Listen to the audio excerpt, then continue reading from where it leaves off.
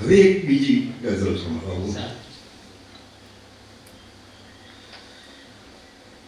એટલે કવિતા એ અદ્ભુત વસ્તુ છે.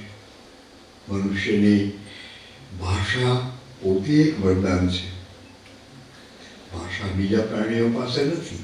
આપણી પાસે ભાષા છે, એને કારણે તો વિચારશીલતા આવે છે. પણ ભાષાનું જે વરદાન છે એ કવિતા છે. એટલે આપણી ભાષામાં જે સર્વોત્કૃષ્ટ જે કંઈ છે એ કવિતા છે. અને જે સર્વોત્કૃષ્ટ કંઈ ઉત્તમોત્તમ મનુષ્યે પ્રાપ્ત કર્યું છે એને કવિતામાં સંગ્રહી રાખ્યું છે. એટલે જેમ ભાષા તરફ આપણો બધાનો અધિકાર છે, એમ આપણી ભાષાની કવિતા ઉપર પણ આપણો બધાનો અધિકાર છે. પણ કેટલીક એવી ખોટી માન્યતાઓ પ્રવર્તે છે કે અમારો તો એ વિષય નહીં. વિજ્ઞાનનો વિદ્યાર્થી એમ કે અમારો તો વિજ્ઞાન વિષય, કવિતા વિષય નહીં. તો એ કોને એને એના આવા મહાન વારસાથી વિમુખ કરી દીધો? આ તો કરુણ વાત છે, આ ખોટી વાત છે. એને સમજાવવી જોઈએ કે જેવો તારો ભાષા પર અધિકાર છે એવો તારો અધિકાર આ ભાષામાં સચવાયેલી સમૃદ્ધિ પર, કવિતા પર પણ તારો અધિકાર છે. તો તું એનાથી વંચિત કેમ થાય છે? કોણ વંચિત કરે છે? આ કદાચ કોને કર્યું હશે આ ખબર નથી. કદાચ અધ્યાપકોએ કર્યું હોય એવું બને. કારણ કે એ લોકોને પોતાના કવિતાઓ ઉપર, સાહિત્ય ઉપર વિશેષ અધિકાર છે એ જ સમજાવી શકે એવું એ માને છે. કારણ કે એમાં એનો સ્થાપિત હિતો છે. તો આ આવી માન્યતા ખોટી પ્રચલિત કરનાર કદાચ એ લોકો હોઈ શકે. તો એમાંથી આપણે એમને કંઈ દોષારોપણ નથી કરતા, પણ આપણે એનાથી બચવું જોઈએ. જેમ ભાષા પર આપણો બધાનો અધિકાર છે, એમ જ ભાષાના ખજાના પર, ભાષાનો જે સમૃદ્ધિ છે, એનો જે વૈભવ છે, એની કવિતા છે, એ બધા ઉપર પણ આપણો એટલો જ અધિકાર છે. અને અધિકાર આપણે જતો ન કરવો જોઈએ. એ બહુ ઉપયોગી છે આપણને સમજવામાં, આપણને પામવામાં. આપણી જેટલી ઝંખનાઓ છે એ બધામાં એ ઉપયોગી છે. હવે હું મારી બીજી ગઝલની વાત કરું. 64 વર્ષથી કવિતાનું પરિશીલન કરું છું, એની ઉપાસના કરું છું. એટલે મને જે કંઈ સત્યો અમુક સમજાયા છે એ પણ મને કહેવાની ઈચ્છા હવે આ તબક્કે થાય છે, એટલે હું આ કહું છું. તો એકવાર કવિતાની પંક્તિ આવી. આમ તો અંદર બધું સચવાયેલું હોય છે, એ પ્રગટ થાય તો પ્રગટ થાય. એમાં એની મજબૂરી એ છે કે એને ભાષામાં પ્રગટ થવું પડે. આ એની મજબૂરી છે કવિતાની. કવિને પ્રગટ થવા માટે ભાષાનો આશ્રય લેવો જ પડે. અને ભાષાની મર્યાદા, ભાષાના લિમિટેશન્સ, એની સૌથી વધારે ખબર કવિને હોય છે. એને કહેવું હોય એ બધું એ કહી શકતો નથી, અથવા એને ખૂબ પુરુષાર્થ કરવો પડે ત્યારે એ કહી શકે. અને એ પુરુષાર્થમાં એને બીજું ઘણું બધું જતું કરવાનું આવે છે. એ મનુષ્ય તરીકે જો એ કરી શકે તો જ એ કરી શકે, નહીં તો ન કરી શકે. તો પંક્તિ આવે તો એ તો ભાષામાં જ આવે. તો એવી પંક્તિ આવે કોઈ પણ કવિતાની, એટલે તરત પંક્તિ આવે એટલે ભાષાના નિયમો લાગુ થઈ જાય. તો પંક્તિ આવી કે પુકારો ગમે તે, તો સ્વરે હું મરીશ જ. તો પંક્તિ આવી એટલે ભાષાના નિયમો લાગુ પડી ગયા કે લગા ગા લગા ગા લગા ગા લગા ગા. આ છંદ છે, એ છંદમાં જ હવે ચાલવાનું છે. હવે સ્વરે મળીશ જ, સ્તરે મળીશ જ, એ પ્રાસ રચના પણ સાચવવાની છે. આ લિમિટેશન આવી ગયા તો જ કવિતાનું આકાર બંધાશે, નહીં તો નહીં બંધાય. ભાષા તો એની શરતે વર્તે, નહીં તો ચિત્કાર બની જાય, ભાષા ન રહે. તો એવી પંક્તિ આવી, હજુ હાથ કરતા ને ચિત્ત ચાનક. હજુ હાથ કરતા ને ચિત્ત ચાનક. આ પંક્તિ આવી તો આમાં પણ એટલું નક્કી થઈ ગયું કે હવે આગળની ગતિ લગાગા છે. હજુ હાથ કરતા ને ચિત્ત ચાનક. અને તળેટી સમીપે હજુ ક્યાંક થાનક. બીજી પંક્તિ આવી એમાં છંદમાં આવી પણ ચાનકની સાથે થાનકનો પ્રાસ આવ્યો. એટલે હવે આગળ જે વધવાનું છે એમાં આ પ્રાસ ભાષામાં જેટલા હોય એટલી ગતિ તમારી થઈ શકશે. આપણું નક્કી થઈ ગયું. વાત તો સ્વીકારવી પડે એની શરતો, એમાં કંઈ આપણું ચાલે નહીં. ત્યારે સમર્થ કવિઓ નવો શબ્દ બનાવે.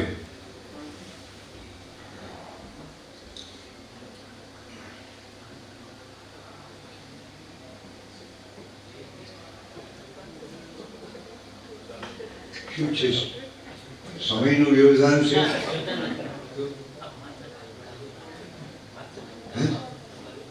ભાઈ આ તમને કંટાળો આવે એવું છે? હે દાદા, કવિતા સાથેનો સંદર્ભ આપો છો એ ગમે છે. સંદર્ભ સાથે કહું છું તો એ સારું છે ને. હું સહાય કરું છું. આ અધ્યાપક છે એટલે એ મને એમ કહીએ કે પઠન કરો. કેવલ પઠન ઉપરથી જતું રહેશે.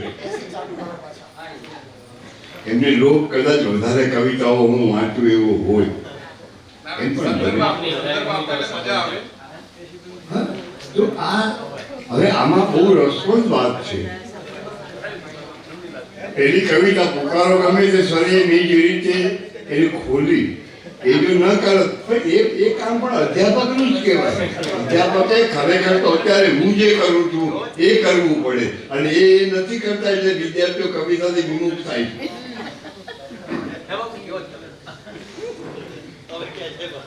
એટલે ચાનક થાનક એ આવ્યું. હવે હજુ હાથ કરતા અને ચિત્ત ચાનક તળેટી સમીપે હજુ ક્યાંક થાનક. આ અભિપ્સા છે, અંદરની એક ઈચ્છા છે કે આવું થયું. એમાં એવો દાવો નથી કે મારા હાથમાં કરતાલ છે, મારા ચિત્તમાં ચાનક છે, મારું તળેટી પાસે એક છાનક છે. આવી રીતની કવિતાઓ પણ લખાતી હોય છે, બહુ લખાતી હોય છે ગઝલો.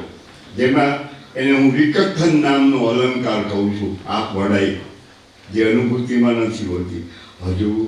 હજુ હાથ કરતા ને ચિત્ત ચાનક તળેટી સમીપે હજુ ક્યાંક થાનક. હવે આમાં આપણને ચાનક, તળેટી, કરતા આ બધાને આધારે સંદર્ભો ઊભા થાય છે. એક નિયમ છે કે શબ્દ એ કવિતામાં કોષગત અર્થ ગુમાવે છે. કવિતામાં દરેક શબ્દનો પોતાનો એક અર્થ હોય છે.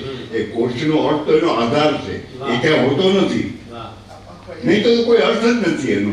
એટલે આ શબ્દોને આધારે આપણી જે ગુજરાતી પ્રજાની ચેતના છે એમાં નરસિંહનું ચિત્ર ઊભું થાય છે. ચાનક, તળેટી, થાનક, હજુ આ કરતાલ, આ બધાને કારણે આપણને નરસિંહની સ્મૃતિ થાય છે આ પંક્તિ સાંભળીએ ત્યારે. હવે કવિતાને આગળ જો ગતિ કરવી હોય તો એનો વિષય પણ નિશ્ચિત થઈ ગયો. આ નરસિંહ વિશે જ વધારે વાત કરી શકાય, અથવા નરસિંહના જેવા બીજા સમાંતર સંદર્ભોમાં આ વાત આગળ કરી શકાય. હવે પહેલા કરતા નરસિંહ એ કાવ્ય વિષય નથી.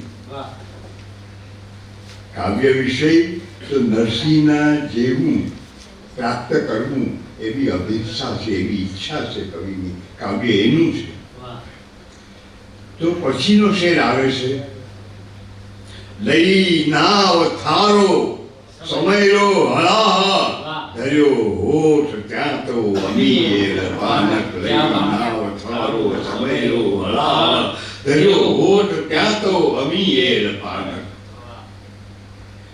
વિષ વિષ કટોરા રાણાજીને ભેજા પીવત મીરા હાંસી રે. તો તરત મીરાબાઈનો સંદર્ભ પેરેલલ નરસિંહા જેવું આવ્યું. પણ અહીંયા મીરાબાઈ વિષય નથી, કાવ્ય વિષય એ સામગ્રી છે. તો એના આધારે કવિનો અનુભવ એવો થાય છે કે મીરાબાઈની જે શ્રદ્ધાથી એમને જગતના જે વિષમય અનુભવો હતા એ અમૃતમય થઈ શક્યા, એવું મને પણ સમયરો હળાહ મારા સમયના જે કંઈ કટુ અનુભવો છે એમને લઈ નાવ થારો, તારું નામ લઈને મેં અનુભવ્યા છે ને સ્વીકાર્યા છે. તો મારે માટે એ અમૃતમય બની ગયા છે. આવી અનુભૂતિ છે એમાં. લઈ નાવ થારો સમયરો હળાહ ધર્યો હોઠ ત્યાં તો અમીએ પાન. તો એ અહીંયા લઈ નામ તારું એમ પણ થઈ શક્યું હોત, પણ એમ નથી. લઈ નાવ થારો મીરાબાઈની ભાષા, મેવાડી ભાષામાં નાન્યતર જાતિ નથી. એટલે લઈ નાવ થારો સમયરો હળાહ ધર્યો હોઠ ત્યાં તો અમીએ પાન. એથી મીરાબાઈના સંદર્ભો પૂરેપૂરા એ આ કવિ આ અનુભૂતિને પામવામાં આપણને સહાયભૂત થાય. સુખડ જેમ શબ્દો ઉતરતા રહે છે. સુખડ જેમ શબ્દો, અને વાત તો પોતાની જ કરવાની છે. સુખડ જેમ શબ્દો ઉતરતા રહે છે, તિલક કોઈ આવીને કરશે અચાનક. સુખડ જેમ શબ્દો ઉતરતા રહે છે, તિલક કોઈ આવીને કરશે અચાનક. चित्रकूट के घाट पे बड़ी संतन की भीड़, तुलसीदास चंदन घसे तिलक करे रघुवीर. तो ये संदर्भ એ આવ્યો. એને કારણે કવિનો જે અનુભવ છે કે હું શબ્દની મથામણ કર્યા કરું છું, શબ્દને ઘસા કરું છું ચંદનની જેમ. સુખડ જેમ શબ્દો ઉતરતા રહે છે, પણ એની પાછળ એક શ્રદ્ધા છે. કોઈ કરશે અચાનક પછીનો શેર છે. અને આ રીતે કવિતા આગળ ગતિ કરે છે, એ સ્વયં ગતિ કરે છે. તમે તમારા શુદ્ધ અહંકારથી મુક્ત થઈ જાઓ સર્જન પ્રક્રિયા દરમિયાન, તો કવિતા સ્વતઃ ગતિ કરતી. પણ એમ આપણે થવા દેતા નથી. આપણું સંકુચિત જે અહંકાર છે એ વચ્ચે હસ્તક્ષેપ કર્યા કરે છે. અમે જાળવ્યું છે ઝીણેરા જતનથી. અમે જાળવ્યું છે ઝીણેરા જતનથી, મળ્યું તેવું સોંપીશું કોરું કથાનક. અમે જાળવ્યું છે ઝીણેરા જતનથી, મળ્યું તેવું સોંપીશું કોરું કથાનક. ઝીણી ઝીણી બીની ચદરિયા, દાસ કબીર જતન કરી ઓઢી, જ્યું કી ત્યું દર્દીની ચદરિયા. જેવું અસ્તિત્વ તેમને આપ્યું છે એને ક્યાંય કલુષિત કર્યા વિના ડાઘો પડવા દીધો નથી. અને તને એવું પાછું અમે સુપ્રત કરીએ છીએ. અમે જાળવ્યું છે. આ જાળવ્યું શબ્દ કેટલો સરસ છે ગુજરાતીનો. અમે જાળવ્યું છે. એક સતત પ્રક્રિયા, એક સતત મનોવરણ છે જાળવવું. અમે જાળવ્યું છે ઝીણેરા વતનથી, મળ્યું તેવું સોંપીશું કોરું કથાનક. જેવું અસ્તિત્વ અમને આપ્યું છે એવું અકલુષિત ડાઘાડુઘી વિનાનું અમે સાચવી રાખ્યું છે, જાળવ્યું છે, એ તને સોંપી દઈશું. એનું અમને મમત્વ નથી, સોંપી દઈશું. અમે જાળવ્યું છે ઝીણેરા જતનથી, મળ્યું તેવું સોંપીશું કોરું કથાનક. હવે આનક ચાનક નાનક ત્રાસ તો ઓછા છે. એટલે સામાન્ય રીતે હું મારી કવિતામાં કોઈ વ્યક્તિ નામનો ઉપયોગ કરતો નથી, પણ આમાં પછી અપવાદ મારે કરવો પડ્યો. શિક્ષણ જેનું એના જ પંખી ચુગ્યા, શિક્ષણ જેનું એના જ પંખી ચુગ્યા, રખી હત એકા નિહાળે છે નાનક. શિક્ષણ જેનું એના જ પંખી ચુગ્યા, રખી હત એકા નિહાળે છે નાનક. આ સાક્ષી ભાવ, દ્રષ્ટા ભાવ, પ્રકૃતિના ગુણો સત્વ રજસ તમસ એ ગુણોમાં પ્રવર્તે છે એનો સાક્ષી છે. હવે જુઓ આપણે એમાં ખરડાયા વિના, એનો સુખ દુઃખનો અનુભવ કર્યા વિના, કેમ કે દુઃખથી પણ થવું હોય તો સુખથી પણ થવું પડે, કેમ કે એ બંને સાથે જોડાયેલા છે. જો તમે દુઃખી થવાની ક્ષમતા હોય તો જ સુખી થવાની ક્ષમતા હોય, પણ એ દેહથી ઉપર જવું હોય તો માત્ર જોવાનું હોય. ચેતન જયનું એના જ પંખી ચુકેવા રખી હત એકા નિહાળે છે નાનક. राम की चिड़िया राम का खेत खा लो चिड़िया भर भर पेट. राम की चिड़िया राम का खेत खा लो चिड़िया भर भर पेट. એ સાક્ષી ભાવ તો નિહાળે છે નાનક, એમાં સાક્ષી ભાવ તો આવ્યો, પણ સાથે મમત્વનો લોક પણ આવ્યો કે આ અનુપ જે ઉગાડ્યું છે મેં એ મારું છે એવું નથી. ખાલો ચીડિયા ભર ભર પેટ. તકલીફ પણ રામની છે, ખેતરે રામનું છે, હું તો દ્રષ્ટા છું. ખાલો ચીડિયા ભર ભર પેટ. તો અહીંયા આ કવિતા પૂરી થાય છે. આપણે સંબંધ મર્યાદા શું છે? હા એ સમજાવે તો આને આને પૂરું કહી દો. હવે છે ને આ આખી વાત છે આ લોકોને સમજાતી નથી. મને જે સમજાય છે એ સમજાય છે કે કવિતા એ સમયથી મુક્ત થવા માટેની વાત છે, સમયમાં બંધાવા માટેની વાત નથી. આપણે સમયથી સતત બંધાયેલા હોઈએ છીએ, એમ જ જીવીએ છીએ, હાંફીએ છીએ, થાકીએ છીએ, ઊંઘી જઈએ છીએ. પણ સમયથી મુક્તિનો અનુભવ કરવો હોય તો કલા પાસે જવું પડે, સંગીત પાસે, કવિતા પાસે જવું પડે, તો તમે સમયની મુક્તિનો અનુભવ કરી શકો. અને હું તો કાવ્ય પાસ કરતી વખતે એનો અનુભવ કરું છું, પણ છતાં સમયને આપણે સ્વીકારવો પડે. એટલે હવે આના અનિવાર્યપણે મારે કરવી પડે એવી વાત છે. આ કવિતાનો બે શેર બાકી છે. મારો એક મિત્ર હતો, સંગીતકાર હતો, પરેશ ભટ્ટ કરીને, બહુ જ ગિફ્ટેડ સંગીતકાર હતો.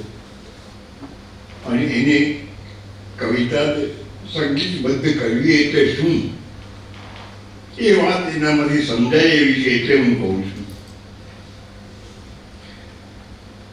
એને હું મારી બધી કવિતા સંભળાવતો. અમે મળીએ, એ રેડિયોમાં નોકરી કરતો.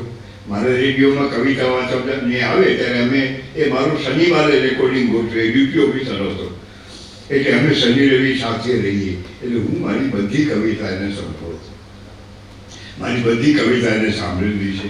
છેલ્લેથી હું વાંચું એટલે પછી આ ગયે વખતે અહીંયા આપણા સુધી વાંચી હતી. આ કવિતા મેં એને સંભળાવી જ્યારે, ત્યારે પહેલી વાર એવું બોલ્યું, આ કવિતા મને લખી આપો. પહેલી વાર એ બોલ્યું આવું. મેં કીધું કેમ? મારે ગાવી છે, આવી ઈચ્છા થાય, મારે આ કવિતા ગાવી છે, ત્યારે જ એ ગવાય, ત્યારે જ કમ્પોઝ કરાય. પણ એ માટે કવિતા સાથે નિસ્બત હોવી જોઈએ. એટલે મેં પૂછ્યું કેમ? તો મને કે જુઓ, આમાં તમે નાનક સિવાય કોઈનું નામ લીધું નથી, છતાં બધા એના સંદર્ભોથી સમજાય છે, અનુભવાય છે. તો આ બધી વ્યક્તિઓ છે ને એની સાથે સંગીત પણ જોડાયેલું છે. નરસિંહ સાથેનું સંગીત છે, વીરા સાથેનું સંગીત છે, કબીર સાથેનું સંગીત છે. આ બધા સાથે સંગીત જોડાયેલું છે. એટલે જેમ તમે શબ્દની વ્યંજના કરી છે સંદર્ભો દ્વારા, એમ સાંગીતિક વ્યંજના પણ શક્ય છે. એટલે મારે આ ગાવી છે. આ એનું વિઝન હતું. તો પછી મેં એને લખી આપી. પછી હું દાહોદ ગયો. પછી મારો નેક્સ્ટ ટાઈમ હું ગયો ત્યારે મને કહે કે 3 શેર કમ્પોઝ થયા છે. ચાલો એટલે સ્ટુડિયોમાં ગયા, એ સંભળાવ્યા એને. બહુ પ્રતિભાશાળી હતો. એટલે એને નરસિંહનો શેર ગાયો, જે આપણા પરંપરાગત પ્રભાતી સ્વરમાં ગાયો. મીરાબાઈનો શેર એને રાજસ્થાનના લોકરાગ માંજ ખમાજમાં ગાયો. અને તુલસીદાસની ચોપાઈ એને આપણે પરંપરાગત રીતે જે ચોપાઈનો પાઠ કરીએ છીએ એવી રીતે ગાય. તો મારે માટે તો તમારા શબ્દો એ આ રીતે સંગીતબદ્ધ બને તો રોમાંચક ક્ષણ હોય, સમાધિજનક ક્ષણ હોય. એનું કારણ છે કે આપણે જાણીએ છીએ કે શબ્દ એ સ્થૂળ છે સ્વરના પ્રમાણમાં, સ્વર એ સૂક્ષ્મ છે. એટલે કવિ શબ્દ એ સ્થૂળ છે એટલે સ્વર મળે જ્યારે એને સમર્થ સ્વર મળે ત્યારે શબ્દ જ્યાં સુધી જઈ શકે એમ છે ત્યાં સુધી તો ગયેલો છે સારા કવિમાં, પણ એથી આગળ એને સ્વરકાળ લઈ જાય છે. એ શબ્દને એનાથી આગળ સૂક્ષ્મતરે એ લઈ જાય છે. તો એવું એણે કર્યું એટલે મારે માટે આનંદની ક્ષણ હતી. તો મેં એને આપણે ત્યાં એમ પરંપરા છે, આપણું ઋગ્વેદ જે છે ને એની જ ઋચાઓ સામવેદમાં છે, એ જ ઋચાઓ પણ એ સંગીતબદ્ધ થયેલી છે. એટલે શબ્દ ઉપર સ્વરનો અભિષેક થયેલો છે. તો આ શબ્દ અને સ્વરનો આ સંબંધ છે. એટલે શબ્દ એ સ્વરને ઉપર લઈ જાય છે.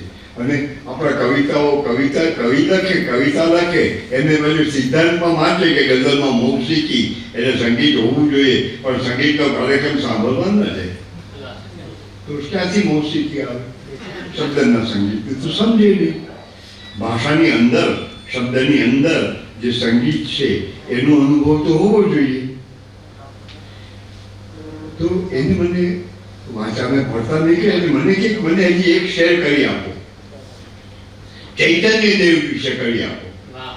હવે ચૈતન્ય દેવ વિશે મેં કીધું ભાઈ ચૈતન્ય દેવ કે અપરિચિત નથી હું. મેં ચૈતન્ય ચરિતામૃત બંગાળીમાં પણ વાંચ્યું છે અને હું દાહોદમાં રહું છું અને ચૈતન્ય દેવ દક્ષિણથી જ્યારે પાછા બંગાળ ગયા ત્યારે દાહોદના રસ્તે જ ગયા હતા એ પણ મને ખબર છે. તો એનું શેર તો બને, પણ મારે પ્રાસ જોઈએ. મારી ભાષાની મર્યાદા એ છે કે મારે પ્રાસ જોઈએ. તો મને કે ના થશે થશે, પણ એ પછી મને જ્યારે એને ગાતો સાંભળ્યો ને એટલે મને વિચાર આવ્યો કે આ જે કરે છે એ ગાન છે. આ ગાન છે એ જે કરે છે એ ગાન સંસ્કૃત શબ્દ છે ગાન. હવે એને ક પ્રત્યય લાગે તો ગાનક શબ્દ બને. ગાનક સાથે એ અર્થમાં એ સંસ્કૃત સાથે ડુલ પ્રત્યય છે એ લાગે એટલે ગાન. એટલે એવું થશે હવે શેર થશે. પછી રસ્તામાં હું મુસાફરીમાં રવિવારે ઘરે દાહોદ જતો તો બસમાં ત્યારે આ શેર આવ્યો. હવે એ પરંપરા એક નક્કી થઈ છે જે ભાષાના સર્જક હોય એટલે એને પડે છે. હવે એવી જો એનું વિઝન મેં કહ્યું કેમ પરેશ તારે ચૈતન્ય દેવનું શેર જોઈએ છે? મને કે જુનાગઢથી આમ જે યાત્રા શરૂ થાય છે પછી પંજાબ અયોધ્યા ત્યાં અટકી જાય છે ને એ જો બંગાળમાં ઉતરી જાય તો આખી કમાન પૂરી થાય. આ વિઝન આવો સરકાર હોય એ સંગીતકાર તો મને વાત ગમી અને પછી શેર બન્યું. નયનથી નિતરતી મહાભાવ મધુરા બહુ ધૌત ધારા બહુ ગૌડ ગાન. નયનથી નિતર બંગાળીમાં ઓ જેવો બોલાય. નયનથી નિતરતી મહાભાવ મધુરા વને બજે બહુ બોલાય. મહાભાવ મધુરા એટલે મહાભાવ મધુરા બહુ ધૌત ધારા બહુ ગૌડ ગાન. આ શેરાયું અને જે પ્રમાણે ચાલતું હતું એ પ્રમાણે જ ચાલ્યું. બંગાળી ભાષાની છાટ એમાં આવી તો એને પછી જ્યારે હું ગયો પણ મજા એ થઈ કે આ શેરને મારે એ નોટમાં 5 શેર આ બાજુ લખેલા હતા નાનક સુધીના એટલે આ બાજુ મેં આ શેર લખ્યો અને પછી ચમત્કાર થયો. 7મો શેર આવ્યો. શબો રોજ એની મહેકનો મુસલસલ અજબ હાલ હોને અનદ. તો વહીની જેમ શેર ઉતર્યો અને મને તરત પ્રતીતિ થઈ કે આનું કન્ટેન્ટ જે છે, સામગ્રી છે ભજનની છે, વાહ પણ આકાર ગઝલનો છે. વાહ તો આ શેર એને ગઝલ બનાવે છે, કેમ કે આમાં મંસૂરની વાત આવી. વાહ નયનથી નિતર આમ શબો રોજ એની મહેકનો મુસલસલ અજબ હાલ હો ને અનલહક હો આનંદ. અને આનંદ ઉપરથી આનંદ શબ્દ ત્યાં કોઈન કર્યો. વાહ અનલહક એટલે અહમ બ્રહ્માસ્મિ. આ મનસૂર અલ હિજાજ નામના એક સૂફી થઈ ગયા. એ એમને પરમ તત્વ સાથેનું એકાત્મતાનું સતત અનુભવને કારણે એ અનલહક એમ બોલતા હતા, એમને કારણે એમનો શિરચ્છેદ થયેલો.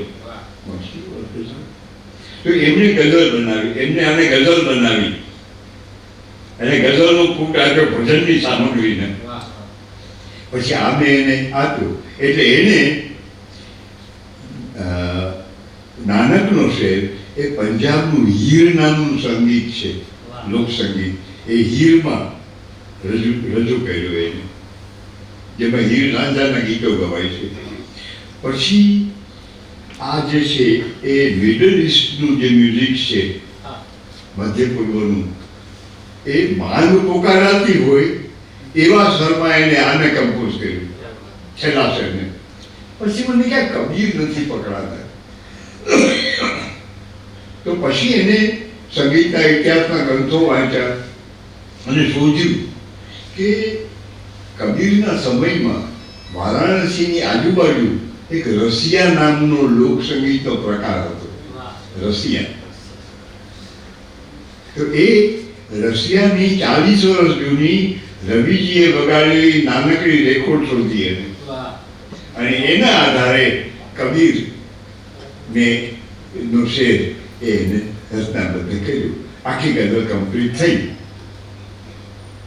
પણ પછી ગવાતી ગીત હોય, પાછી પહેલી પંક્તિને મળે સાઈને અંતરા. હવે આમાં બધાને અંતરા જુદા છે અને એને સાઈમાં પાછા આવવું હોય, પાછું હજોજ કરતા સાથે આવવું હોય, તો વચ્ચેનું કનેક્ટિંગ મ્યુઝિક રચવું પડે. એ બાકી હતું, એ પણ એને કર્યું અને આખરે એ ગઝલ એને પૂરી કરી. એને 4.5 વર્ષ લાગે. એટલે આવું ધૈર્ય સર્જકમાં હોવું જોઈએ. તો ચટ રોટી પટદાર એમ સર્જન ન થાય. તો આ વાત અત્યારે આપણી મારે કરવી છે. ને હવે જે 2 ગઝલ અહીંયા લખી છે, આ મારી બહુ પ્રિય ગઝલ છે. આ પણ ઉપરથી આવેલી ગઝલ છે.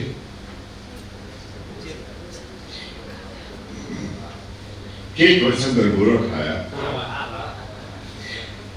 પણ એક વસ્તુની તમને ખબર પડી કે આ રચના એ આવી ચેલેન્જીસ ઊભી કરે ત્યારે એને તમે ફેસ કરી શકો એટલી તમારી ભાષાકીય સજ્જતા હોવી જોઈએ.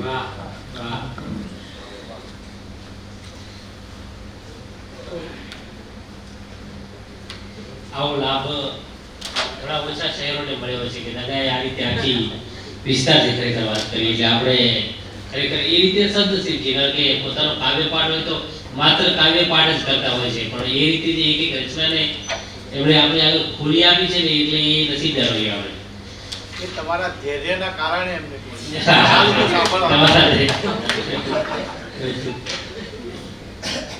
હવે ચેત વસંતર ને ગઝલ આયા ચેત એ આપણી પ્રચલિત ઉક્તિ છે. ચેત વસંતર ગોરખ આયા.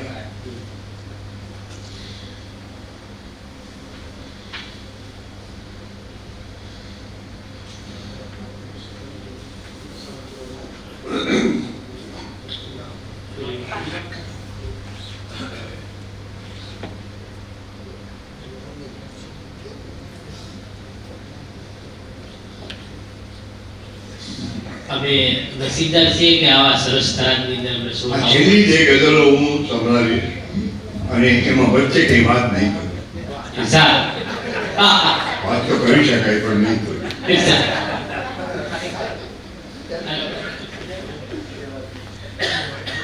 આની ભાષા જે છે એ સાધુ કડી ભાષા, સાધુઓ જે બોલતા હોય એવી ભાષા, ગુજરાતી હિન્દીના મિશ્રણવાળી ભાષા.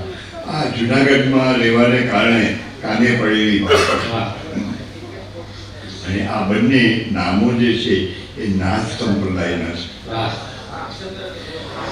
ના કોઈ બારું, ના ના કોઈ બંદર, ચેતમાં છંદ. વાહ ના કોઈ બારું, ના કોઈ બંદર, ચેતમાં છંદ. આપે તરવું આપ સમંદર, ચેતમાં છંદ. કોઈ ગુરુ મંત્ર આપી શકશે નહીં, કોઈ શક્તિપાતથી કઈ થઈ શકશે નહીં. તમારે જ આમાં બંદરે નથી, બારુંય નથી. આ સમંદરને તમારે જાતે તરવાનું છે. વાહ ના કોઈ બારું, ના કોઈ બંદર, ચેત મછંદર. આપે તરવું આપ સમંદર, ચેત મછંદર. નિરખેતું તે તો છે નિંદર, ચેત મછંદર. આજે કઈ દેખાય છે, અનુભવ ઇન્દ્રિયોના થાય છે, એ બધા આભાસી છે. એ નિદ્રાવસ્થા જ છે, એ જાગૃતિ નથી. નિરખેતું તે તો છે નિંદર, ચેત મછંદર. ચેતવ ધૂણો દીખી અંદર, ચેત મછંદર. નિરખેતું તે તો છે નિંદર, ચેત મછંદર. ચેતવ ધૂણો દીખી અંદર, ચેત મછંદર.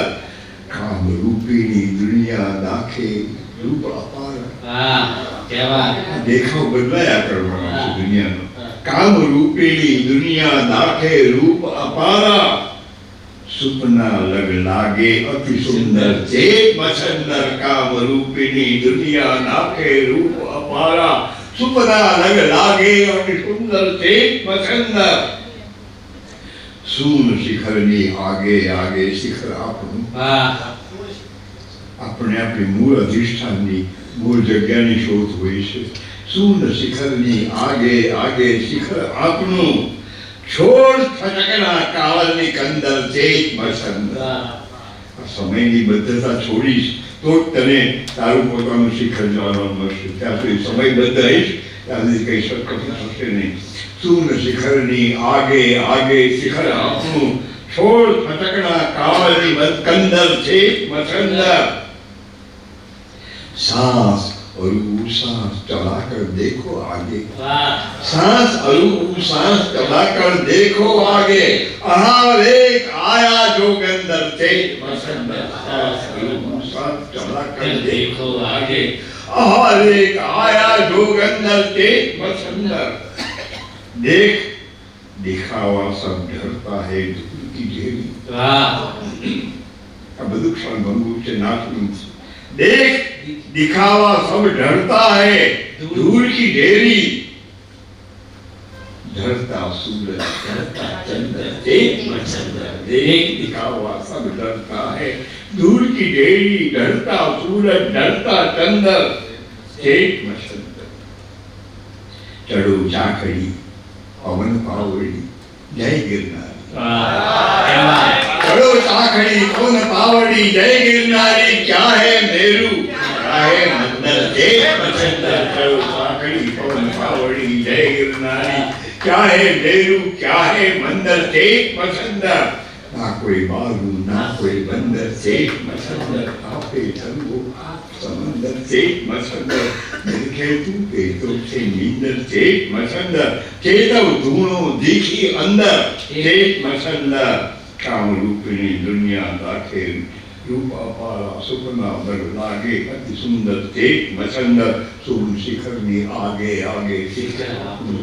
छोड़ छटकड़ा कावलની कंदर, चेत मछंदर. सांस और सांस चलाकर देखो आगे. हर एक आया जोगंदर, चेत मछंदर. देश दिखावा सब डरता है दूर की ढेरी. डरता सूरज, डरता चंद्र, चेत मछंदर. चलो चाकड़ी पवन पावड़ी, जय गिरनारी. क्या है मेरू, क्या है मंदर, चेत मछंदर. आंगन आंगन अलग जगाया गोरख. વાહ आंगन आंगन अलग जगाया गोरख आया. जागो रे जननिया जाया, गोरख आया. आंगन आंगन अलग जगाया गोरख आया. जागो रे जननी ना जाया, गोरख आया. भीतर आके धूम मचाया, गोरख आया. भीतर आके धूम मचाया, गोरख आया. आदि शब्द ने डंग बजाया गोरख आया, भीतर आके धूम मचाया गोरख आया। आदि शब्द ने डंग बजाया गोरख आया, जटाजूट जागी झटकाया गोरख आया, जटाजूट जागी झटकाया गोरख आया। नजर नजर सदी और बिखरी माया गोरख आया, नजर सदी और बिखरी माया गोरख आया। नाभि कमल की खुली पाखुरी धीरे धीरे बोल गई भैरव सुलगाया गोरख आया। नाभि कमल की खुली पाखुरी धीरे धीरे बोल गई भैरव सुलगाया गोरख आया। एक घड़ी में रुक्यो सांस कि अटक्यो चरखो, एक घड़ी में रुक्यो सांस कि अटक्यो चरखो, कर्म धर्म ની સિંચી કાયા ગોરખ આયા। એક ઘડી में रुक्यो सांस कि अटक्यो चरखो, कर्म धर्म ની સિંચી કાયા ગોરખ આયા। गगन घटा में एक कड़ाको बिजली हुलसी, गगन घटा में एक कड़ाको बिजली हुलसी, घिर आई गिरनारी छाया गोरख आया। गगन घटा में एक कड़ाको बिजली हुलसी, घिर आई गिरनारी छाया गोरख आया। लगी ले लीन हुए अब खो गई खलकत, लगी ले लीन हुए अब खो गई खलकत, बिन मांगे मुक्ता पर पाया गोरख आया। लगी ले लीन हुए अब खो गई खलकत, बिन मांगे मुक्ता पर पाया गोरख आया। लगी ले लीन हुए अब खो गई खलकत, बिन मांगे मुक्ता पर पाया गोरख आया। आंगन आंगन पलक जगाया गोरख आया, जागो रे जननी ना जाया गोरख। ઝીણી નજરે એ પણ જુઓ શ્રીફળ ક્યાં ફેંકે છે ભૂવો, આ ઝીણી નજરે એ પણ જુઓ શ્રીફળ ક્યાં ફેંકે છે ભૂવો, અને કોણે કીધું ડૂબી મરવું હોય ભલે બાપાનો કૂવો, એ આપ જવા એક જ રસ્તા કહી દેવી રહ્યા। ઝીણી નજરે એ પણ જુઓ, ઝીણી નજરે એ પણ જુઓ શ્રીફળ ક્યાં ફેંકે છે ભૂવો।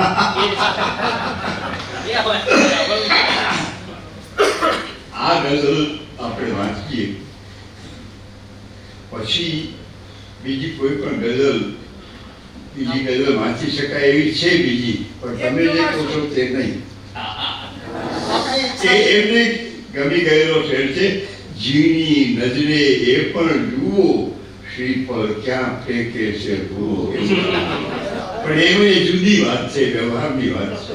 ત્યારે આ ગઝલ આપણે જ્યાં લઈ જાય છે પછી એથી આગળ જવું બહુ મુશ્કેલ છે। તો ખૂબ તાળીઓના ગગડાટ વિવેક સાથે આપણે જોઈ લઈએ કે આપણી અંદર જે આપણે આ કાર્યક્રમને આપણે સિદ્ધ કરવા માંગતા હતા, અને દાદાએ આજે આપણું પૂરેપૂરું જે અસ્તિત્વ છે એ આપણે આગળ સૂચવ્યું છે કે એક વસ્તુ